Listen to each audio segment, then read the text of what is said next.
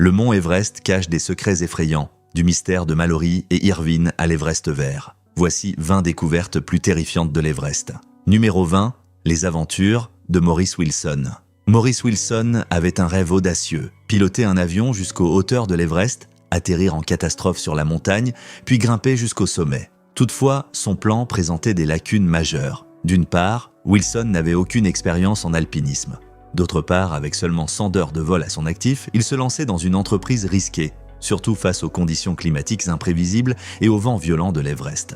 Malgré tout, Wilson était déterminé à accomplir son rêve. En 1933, après avoir atteint l'Inde, Wilson acquit secrètement un avion Gypsy Moth. Ses multiples tentatives de vol vers l'Everest échouèrent, causant des crashs et des blessures. Refusant de se laisser abattre, Wilson opta pour une approche terrestre, se déguisant en moine tibétain pour éviter les autorités. Après des mois de préparatifs et d'échecs, Wilson entama finalement son ascension de l'Everest, avec un équipement rudimentaire et des provisions limitées, comptant sur sa foi et le jeûne pour tenir. Aussi étonnant que cela puisse paraître, il atteignit environ 7000 mètres avant de succomber à l'épuisement. Son corps fut retrouvé 1 an plus tard dans sa tente. L'histoire de Maurice Wilson, explorateur britannique, est l'une des plus étranges et tragiques de l'Everest. Certains le qualifièrent de fou, tandis que d'autres admirèrent sa détermination et sa poursuite obstinée de son objectif. Numéro 19, l'énigme de Mallory et Irvine. L'histoire de George Mallory et Sandy Irvine demeure l'un des mystères les plus persistants de l'Everest. En 1924, ces 2 alpinistes britanniques partirent à la conquête du sommet le plus haut du monde, espérant être les premiers à y parvenir. La dernière fois qu'ils furent aperçus, ils se trouvaient à environ 180 ou 215 mètres du sommet, mais ne revinrent jamais. Ont-ils atteint leur objectif avant que la montagne ne les emporte? Mallory n'était pas un novice sur l'Everest, ayant participé à 2 expéditions antérieures en 1921 et 1922. Il croyait fermement que le sommet était accessible et voulait être celui qui y parviendrait. Irvine, plus jeune et moins expérimenté, apportait néanmoins des compétences précieuses avec l'équipement d'oxygène. Le 8 juin 1924, Mallory et Irvine quittèrent leur camp avancé, prêts à marquer l'histoire. Leur coéquipier Noel Odell les vit grimper avec vigueur en direction du sommet avant que les nuages ne les engloutissent. Leur destin est depuis lors l'une des plus grandes énigmes de l'alpinisme. En 1999, le corps de Mallory fut découvert sur les pentes de l'Everest, conservé par le froid intense, mais Irvine et la caméra qu'il portait restent introuvables. Beaucoup espèrent que la récupération de la caméra pourrait enfin révéler si Mallory et Irvine ont atteint le sommet avant leur disparition tragique. Numéro 18, le jour le plus effrayant. Le 25 avril 2015, un séisme dévastateur de magnitude 7,8 a frappé le Népal, provoquant des avalanches et des glissements de terrain sur le mont Everest. Ce jour-là est devenu le plus meurtrier de l'histoire de la montagne, avec 22 alpinistes perdant la vie et de nombreux autres en danger. Jim Davidson, alpiniste chevronné, était au camp 1 lorsque la terre a commencé à trembler. Le sol a violemment bougé sous ses pieds et des avalanches ont rugi le long des pentes.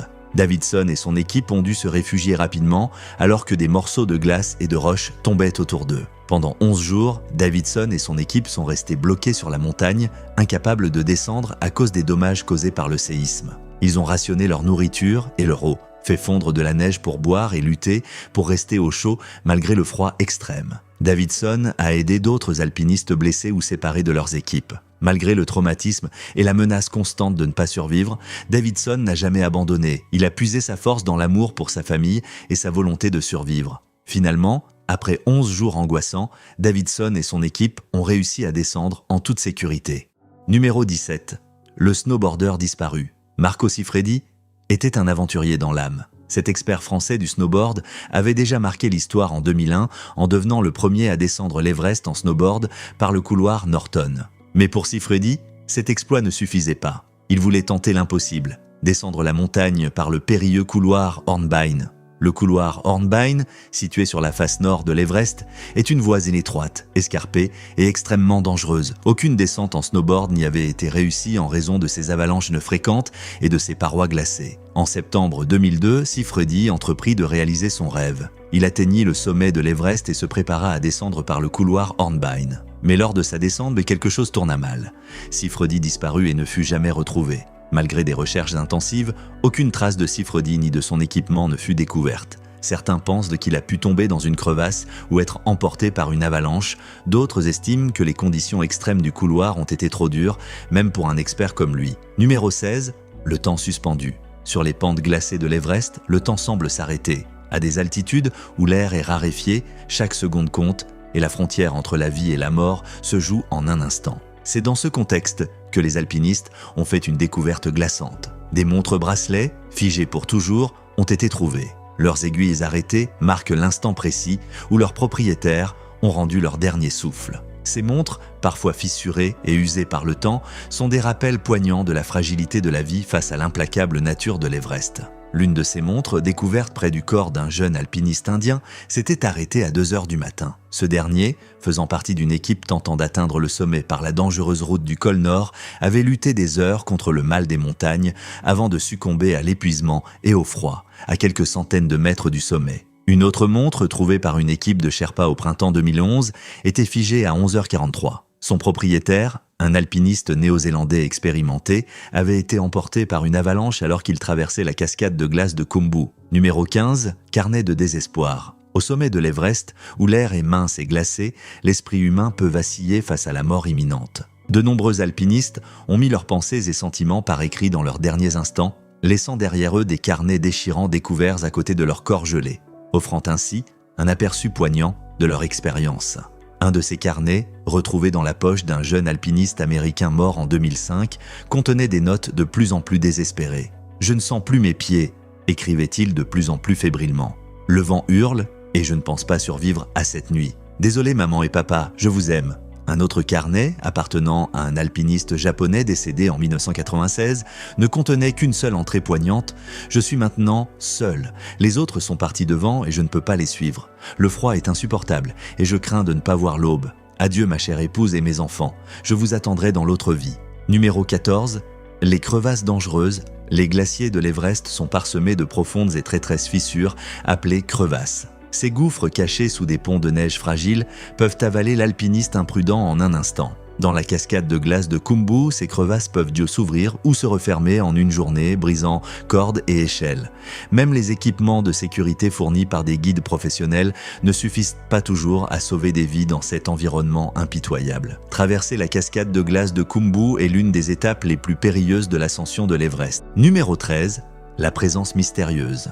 Parmi les expériences les plus étranges rapportées par les alpinistes de l'Everest, la sensation d'une présence invisible, souvent appelée la troisième personne, se démarque. De nombreux grimpeurs, y compris les plus expérimentés, ont décrit cette sensation. Un des récits les plus célèbres est celui de Frank Smythe, un alpiniste britannique des années 1930. Lors de son ascension, Smith ressentait la présence d'un compagnon invisible qui l'encourageait et le soutenait, allant même jusqu'à partager un morceau de gâteau à la menthe avec cet être imaginaire. Un autre récit intrigant vient de Dougal Aston et Doug Scott, alpinistes britanniques ayant atteint le sommet en 1975. Forcés de passer la nuit dans la zone de la mort, sans oxygène, nourriture, ni eau, ils sentirent une entité bienveillante avec eux, leur prodiguant réconfort et encouragement. Certains scientifiques attribuent ce phénomène à des hallucinations causées par l'altitude extrême et le manque d'oxygène. Toutefois, nombre de ceux qui l'ont vécu y voient quelque chose de plus profond et spirituel. Numéro 12. L'affrontement avec les Sherpas. Pour beaucoup, escalader l'Everest est une expérience transformatrice. Mais pour John Griffith, un alpiniste britannique, et ses 2 compagnons, leur rêve devint un cauchemar lorsqu'ils furent confrontés à des Sherpas en colère. Les Sherpas, connus pour leur endurance, accusèrent les alpinistes de manquer de respect à leurs traditions et de briser les règles tacites de la montagne. Ce qui commença par un malentendu devint une confrontation où près de 100 Sherpas, armés de pierres et de bâtons, entourèrent Griffith et ses amis. Dépassés, les alpinistes tentèrent de négocier en vain. Leur sort semblait scellé jusqu'à l'arrivée de secours du camp 2. Dirigé par Melissa Arnault, une américaine ayant escaladé l'Everest 6 fois, le groupe de secours avertit les grimpeurs de fuir. Ils abandonnèrent dernier leur rêve de sommet, mais échappèrent avec leur vie. Numéro 11, la vie sauvage. Contrairement à sa réputation de désert aride et stérile, l'Everest est en réalité le foyer d'une étonnante diversité de vie sauvage. Des léopards des neiges insaisissables aux robustes araignées sauteuses de l'Himalaya, cette montagne et ses régions voisines abritent une fascinante variété de créatures qui se sont adaptées pour survivre dans l'un des environnements les plus extrêmes de la planète. À des altitudes plus basses, les forêts et vallées entourant l'Everest sont peuplées de nombreux mammifères comme l'ours noir de l'Himalaya, le panda roux et le cerf porte-musc. Ces animaux dépendent de la végétation dense et du climat relativement doux de ces régions pour survivre et ne s'aventurent rarement à des altitudes plus élevées. À mesure que l'on monte, la faune devient plus spécialisée pour faire face aux conditions extrêmes. Le tahar de l'Himalaya, une sorte de chèvre sauvage, est souvent observé sur les falaises et corniches rocheuses, tandis que la marmotte de l'Himalaya, un gros rongeur, s'enfouit profondément dans la neige pour échapper au froid intense. Numéro 10. Les bruits mystérieux. Quand la nuit tombe sur l'Everest, un silence inquiétant enveloppe la montagne. Cependant, pour ceux qui passent la nuit sur ces pentes glaciales, ce calme est souvent perturbé par une série de sons mystérieux et effrayants résonnant dans l'obscurité. Certains alpinistes ont décrit ces bruits comme des gémissements profonds et gutturaux, rappelant le cri d'un animal blessé. D'autres ont rapporté avoir entendu des craquements et des bruits perçants, semblables à des fissures dans la montagne elle-même. Pour les Sherpas locaux, ces sons étranges sont source de peur et de superstition. Beaucoup croient qu'il s'agit des cris de Dieu en colère ou des lamentations d'esprits tourmentés, piégés sur les pentes impitoyables de la montagne. Les scientifiques, cependant, ont une explication différente. Ils pensent que ces sons sont causés par les variations extrêmes de température sur l'Everest, provoquant la contraction et la dilatation rapide de la glace et des roches, ce qui crée des craquements et des éclats qui peuvent être entendus à des kilomètres à la ronde. Numéro 9. La pollution de la montagne. Avec l'augmentation du nombre d'alpinistes cherchant à atteindre le sommet de l'Everest, la quantité de déchets et de pollution sur la montagne a également augmenté. Des bouteilles d'oxygène jetées aux tentes abandonnées, en passant par les excréments humains et les détritus, le paysage autrefois immaculé de l'Everest est maintenant jonché de déchets accumulés au fil des décennies d'expéditions. Le problème des déchets humains est particulièrement préoccupant. Sans installations sanitaires adéquates sur la montagne, les grimpeurs doivent souvent faire leurs besoins en plein air, laissant des tas de fesses et d'urine qui peuvent contaminer la neige et la glace. La saison d'escalade du printemps 2023 a généré 75 tonnes de déchets au camp de base de l'Everest, dont 20 400 kg de déchets humains. Cela représente un risque sanitaire grave pour les autres grimpeurs et menace l'écosystème fragile de la montagne et de ses environs. Ces dernières années, le gouvernement népalais et plusieurs organisations à but non lucratif ont travaillé pour résoudre le problème des déchets sur l'Everest. Les grimpeurs doivent de maintenant apporter leurs propres sacs poubelles et les redescendre pour une élimination appropriée, tandis que des équipes de Sherpas et de bénévoles s'efforcent de retirer les tonnes de débris accumulés au fil des ans. Numéro 8. Les vestiges.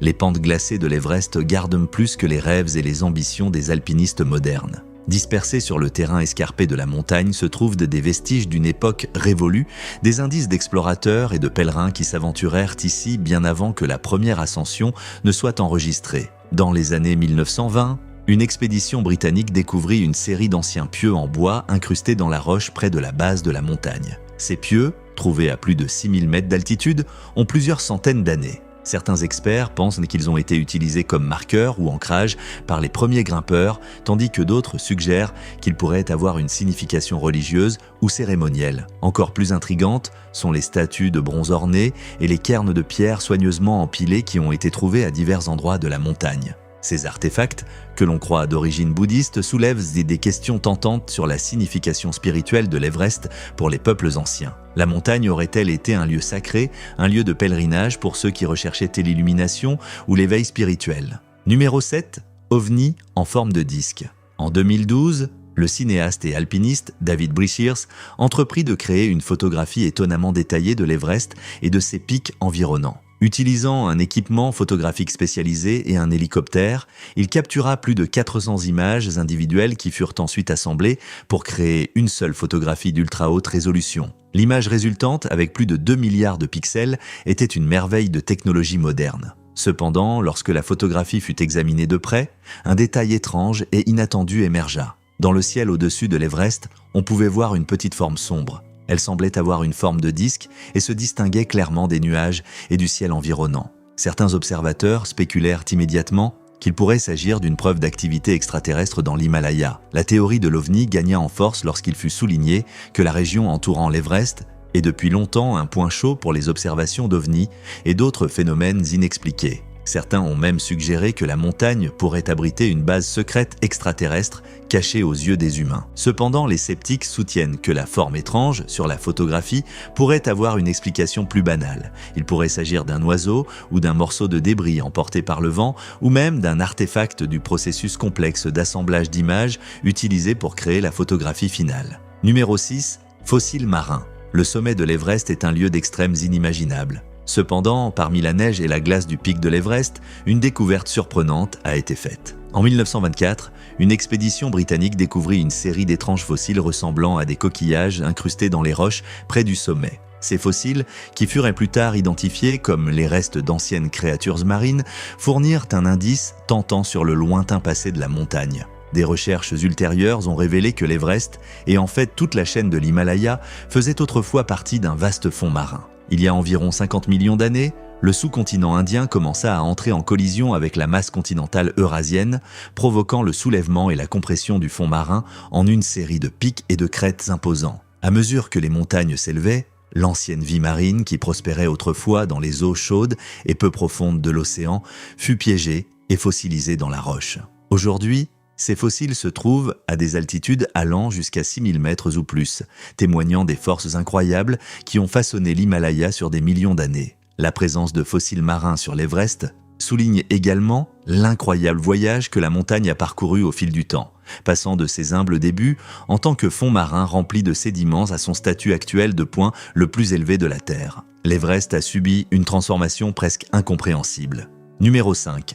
La zone de non-retour. À une altitude de 8000 mètres au-dessus du niveau de la mer, la teneur en oxygène dans l'air est si faible que le corps humain commence à s'éteindre. C'est la tristement célèbre zone de la mort de l'Everest, une région où même les alpinistes les plus expérimentés luttent pour survivre plus de quelques heures d'affilée. Connu également sous le nom de zone de non-retour, cet environnement brutal est l'endroit où se produisent la plupart des décès sur l'Everest.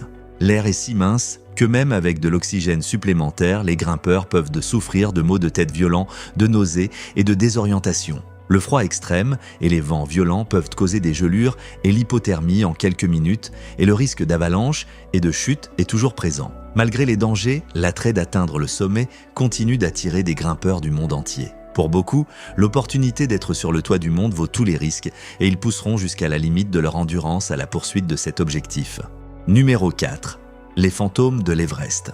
Pendant des décennies, les grimpeurs de l'Everest ont rapporté des phénomènes étranges et inexplicables qui défient toute explication rationnelle. Des silhouettes fantomatiques apparaissant dans l'obscurité aux voix désincarnées résonnant dans le vent, l'Everest ne manque pas d'histoires effrayantes et troublantes. Certains attribuent ces incidents à des hallucinations causées par le mal des montagnes ou l'épuisement extrême, mais d'autres croient que la montagne est véritablement hantée par les esprits de ceux qui ont péri sur ses pentes. L'une des histoires de fantômes les plus connues, associée à l'Everest, est celle d'Andrew Irvine, qui disparut avec George Mallory lors de leur tentative malheureuse d'atteindre le sommet en 1924. Dans les années qui ont suivi sa disparition, de nombreux grimpeurs ont affirmé avoir vu une figure solitaire vêtue d'un équipement d'escalade ancien errant dans les hauteurs de la montagne. Certains pensent qu'il s'agit du fantôme d'Irvine, toujours à la recherche de son compagnon perdu. D'autres grimpeurs affirment avoir entendu des sons étranges sur la montagne, comme le tintement de pythons fantômes enfoncés dans la roche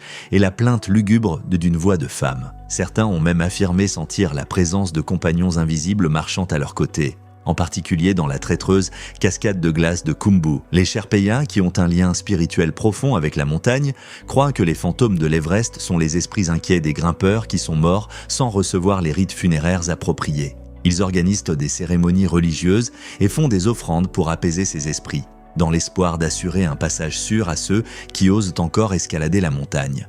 Numéro 3. Les empreintes du Yéti. Le Yéti, également connu sous le nom d'abominable homme des neiges, a longtemps été un objet de fascination et de mystère pour ceux qui osent s'aventurer dans l'Himalaya. On dit que cette créature insaisissable erre sur les pentes enneigées des plus hautes montagnes du monde, laissant derrière elle des indices tentant de son existence. En 1951, Eric Shipton, un alpiniste renommé, tomba sur un ensemble d'empreintes inhabituelles alors qu'il explorait le bassin de Menlong. Mesurant environ 13 pouces de long et 8 pouces de large, elle ne ressemblait à rien que Shipton avait vu auparavant. Il prit des photographies des empreintes, qui devinrent rapidement célèbres et suscitèrent un débat qui se poursuit encore aujourd'hui. Certains experts pensent que les empreintes pourraient appartenir à une espèce inconnue d'ours ou à un autre grand mammifère. D'autres, cependant, sont convaincus qu'elles sont la preuve de l'existence des Yétis. Au fil des années, de nombreuses expéditions ont été lancées à la recherche de la créature, mais des preuves concluantes restent insaisissables. Ces derniers temps, les avancées de l'analyse ADN ont offert de nouveaux espoirs dans la quête pour démêler le mystère du Yéti. Des échantillons de poils et d'autres preuves biologiques ont été collectés et étudiés, mais les résultats n'ont pas été concluants. Certains suggérant que les échantillons pourraient appartenir à des ours ou à d'autres animaux connus. Numéro 2. L'Everest vert. La nouvelle découverte terrifiante sur l'Everest qui effraie les scientifiques. Ces dernières années, un phénomène étrange et inattendu a été observé sur les pentes du mont Everest. À des altitudes où l'on ne trouvait auparavant que de la roche nue et de la glace, de petites taches de végétation ont commencé à apparaître, s'accrochant tenacement à la surface escarpée de la montagne. Ces petites oasis de vie se composent principalement d'arbustes et d'herbes résistants, des espèces qui se sont adaptées au fil du temps pour survivre dans les conditions dures et implacables de l'Himalaya. Certaines de ces plantes, comme l'Edelweiss de l'Himalaya et le lotus des neiges tibétain, ne se trouvent nulle part ailleurs sur la planète. L'apparition soudaine de végétation sur l'Everest est un signe clair du changement climatique dans la région. À mesure que la température globale continue d'augmenter, les glaciers et les champs de neige de l'Himalaya commencent à fondre à un rythme alarmant. Cela, à son tour, expose de nouvelles zones de roches et de sols nus, créant des opportunités pour que des espèces végétales pionnières s'établissent. Bien que la présence de végétation sur l'Everest puisse sembler être un fait positif, elle est en réalité une source de préoccupation pour les scientifiques et les écologistes. L'écosystème délicat de l'Himalaya est parfaitement adapté aux conditions dures et froides qui ont prévalu pendant des millénaires. L'introduction de nouvelles espèces végétales pourrait perturber cet équilibre avec des conséquences potentiellement dévastatrices pour la faune de la région et les ressources en eau. De plus, la croissance de la végétation sur l'Everest est un indicateur clair du rythme rapide du changement climatique dans l'Himalaya. Si les tendances actuelles se maintiennent, des changements encore plus drastiques sont susceptibles de se produire dans les années et les décennies à venir, avec des répercussions potentiellement catastrophiques pour les millions de personnes qui dépendent des montagnes pour leur subsistance et leur bien-être. Numéro 1. Le goral de l'Himalaya. Sous les pics enneigés imposants de l'Himalaya, là où le terrain devient impitoyable, vit une créature résistante, le goral de l'Himalaya. Ce petit animal ressemblant à une chèvre prospère dans les montagnes du Népal, du Tibet et de l'Inde, s'accrochant aux pentes proches de la ligne des arbres du puissant mont Everest. À première vue, le goral peut être confondu avec un petit cerf ou une chèvre aux longues pattes. Cependant, en y regardant de plus près, il devient clair que cet animal est une espèce unique en son genre. Le goral a une constitution robuste, des pattes courtes et puissantes, et une fourrure épaisse et laineuse qui l'aide à supporter le climat rude de la montagne. L'un des traits les plus distinctifs du goral sont ses cornes particulières. Les mâles et les femelles possèdent une paire de cornes courtes et coniques qui se courbent légèrement vers l'arrière, donnant à l'animal un aspect quelque peu espiègle. Les cornes sont principalement utilisées pour se défendre contre les prédateurs tels que les léopards des neiges et les loups. Malgré son apparence robuste, le goral est une créature étonnamment agile et sûre. Il peut se déplacer facilement sur les pentes rocheuses escarpées de son habitat montagneux, sautant de saillie en saillie avec une grâce et une précision incroyables. Merci de nous avoir regardés, à la prochaine.